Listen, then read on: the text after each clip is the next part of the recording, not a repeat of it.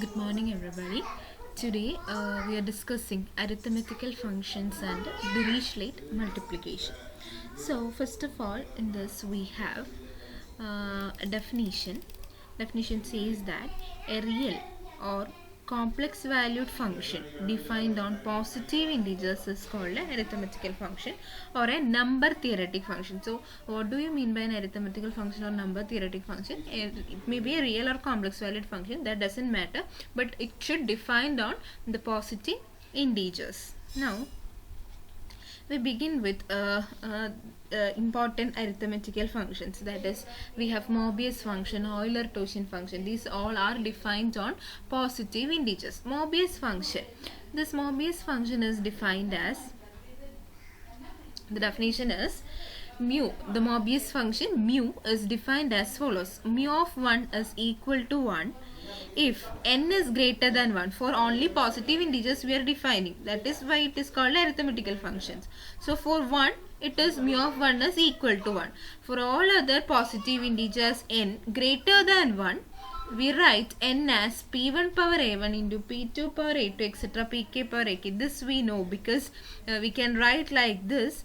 In the number theory sessions we have already seen that any integer can be written as product of primes.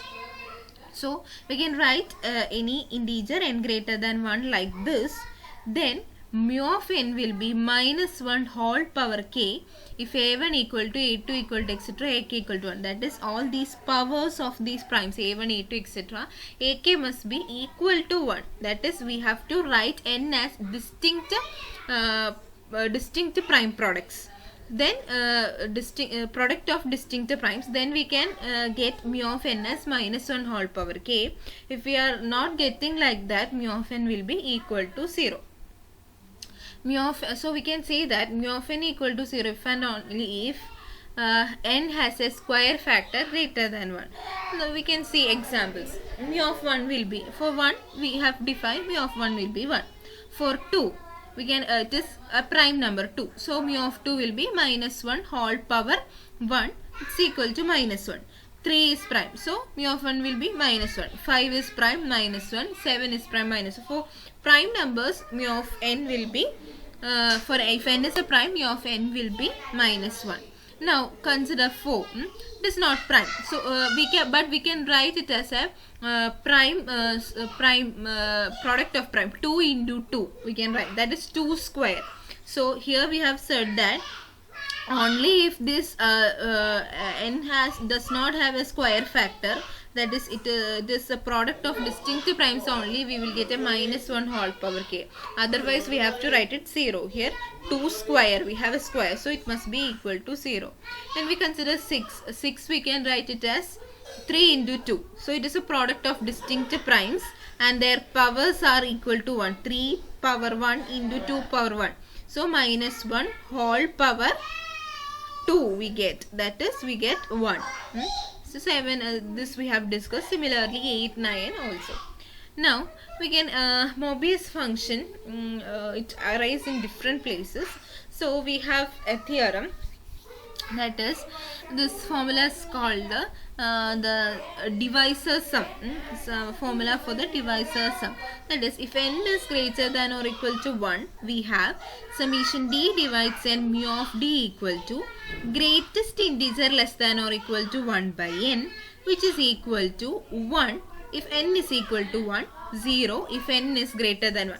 That is, what is greatest integer less than or equal to 1 by n? This we know, this function greatest integer less than or equal to 1 by n.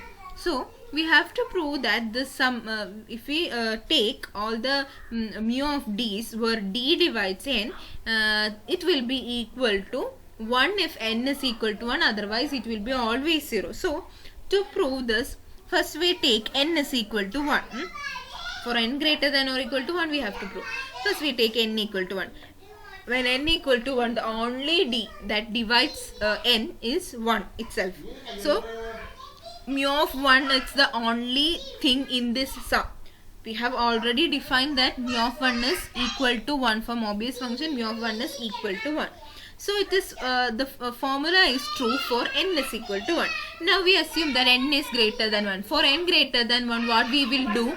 We will do like we will write n as a product of primes, p1 power a1, p2 power a2, etc. pk power ak, where p1, p2, etc. pk are distinct primes.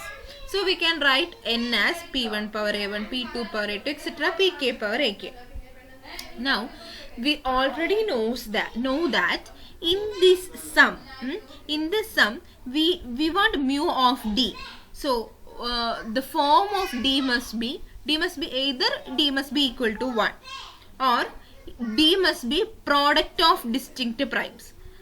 Otherwise, if d is a product of product, like if it is 2 square, d is, suppose our d is 2 square, we will get mu of d to be 0. This we know. So our d must be either 1 or product of distinct primes. This we know. So I can write summation d divides n mu of d equal to mu of 1. It will give you a value, mu of p1. Here we have taken n is to be p1, p2, etc. p1 power a1, etc. pk power ak. So mu of p1, it can arise mu of pk, that etc. mu of pk, mu of p1, p2. No prime is repeating. If either one prime repeats, then it mu of that d will give you 0 value. So we can write that write like mu of 1, mu of p1 plus etc. We can write like this, mu of p1, p2, etc. pk. Mu of 1 is 1, that we already know. Now mu of what is mu of p1? Mu of p1, this is kc1 minus 1. This we will get, because minus 1 whole power k we want. That is minus 1 whole power k. For here we will get minus 1 whole power 1.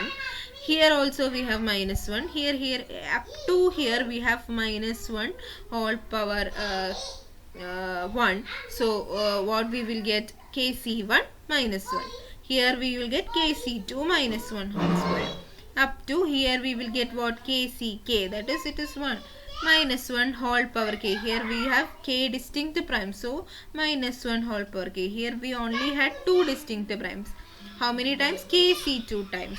Here only we have one prime, so minus 1. How many times we are adding this? kc1 times. So we can write like this.